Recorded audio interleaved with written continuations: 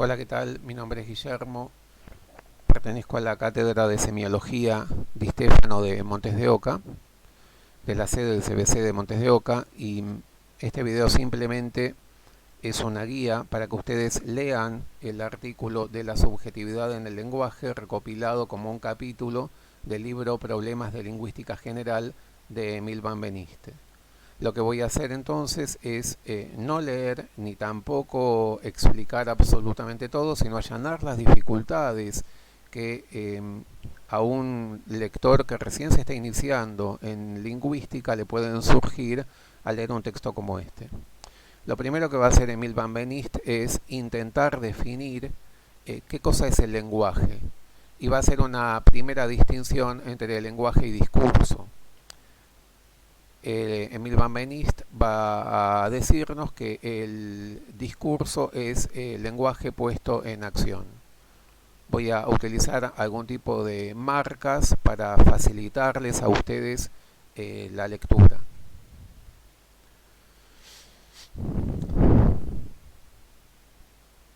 Dice, por ejemplo, si aceptamos que el discurso es lenguaje puesto en acción, ahí tienen ustedes entonces una primera aproximación que está haciendo Van Benist al lenguaje.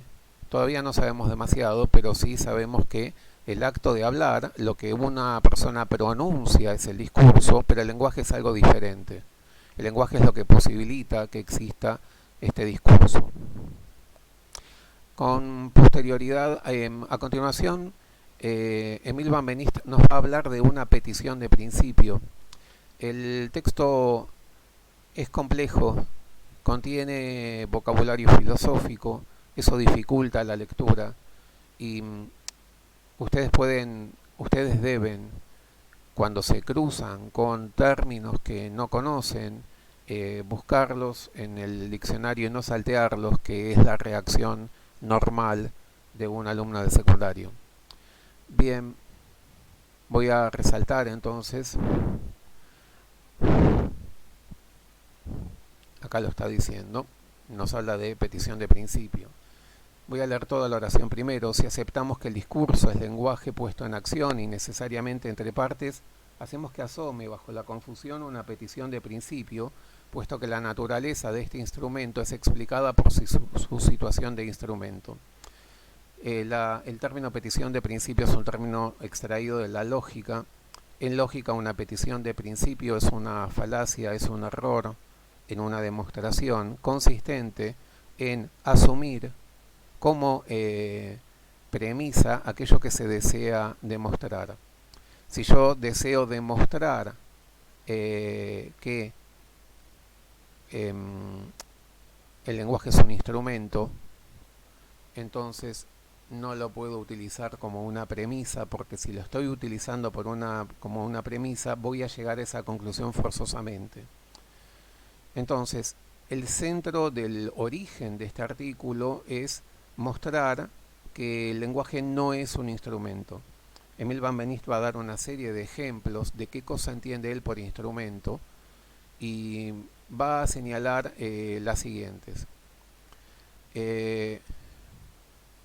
Va a decir que la comparación del lenguaje con un instrumento y con un instrumento material ha de ser es errónea, que no hay que hacer esa comparación y que debemos desconfiar de quienes la hacen.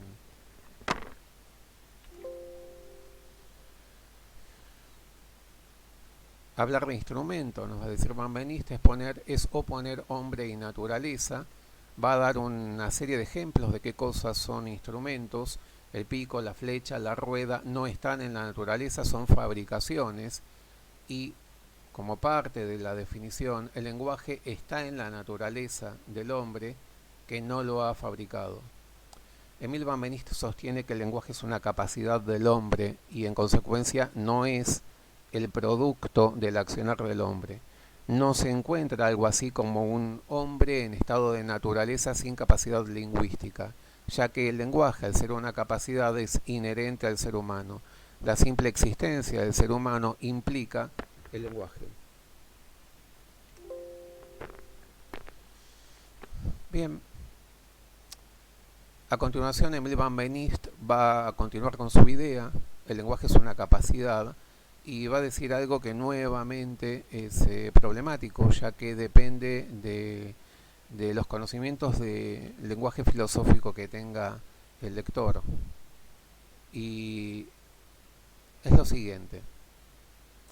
Todos los caracteres del lenguaje, su naturaleza inmaterial, su funcionamiento simbólico, su ajuste articulado, el hecho de que posea un contenido, bastan ya para tornar sospechosa esta asimilación a un instrumento que tiende a disociar del hombre la propiedad del lenguaje.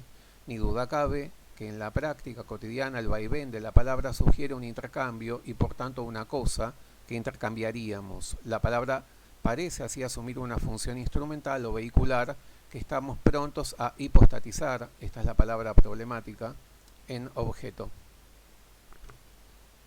Bien, la palabra hipostatizar es un verbo, deriva de un sustantivo, hipóstasis.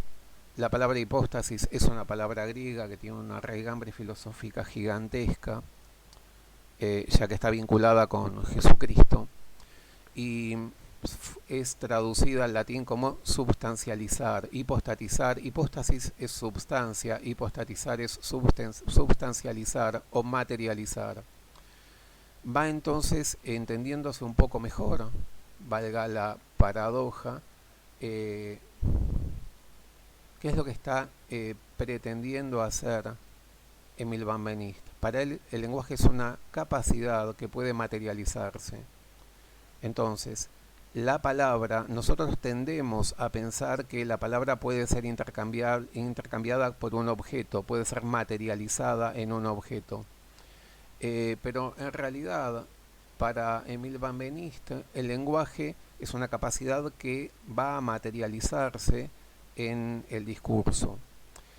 Una vez de vuelta a la palabra, esta función, puede preguntarse qué predisponía a aquella a garantizar esta. Para que la palabra garantice la comunicación es preciso que la habilite el lenguaje, del que ella no es sino actualización. Acá nuevamente aparece el vocabulario filosófico.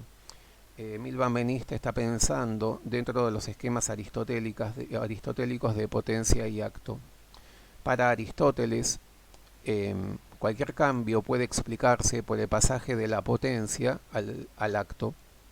Por ejemplo, podemos pensar en una crisálida, podemos pensar en una mariposa cuando todavía no lo es, y la crisálida es una mariposa pero en potencia.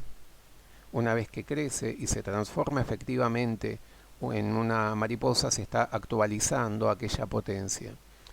El hombre es un niño, el niño es un hombre en potencia. Cuando crece el niño se transforma en un hombre en acto.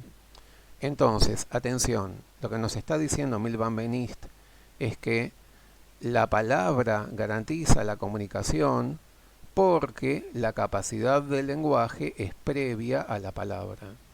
En otras palabras, la aparición de un discurso no es más que la materialización de una capacidad del ser humano, una actualización.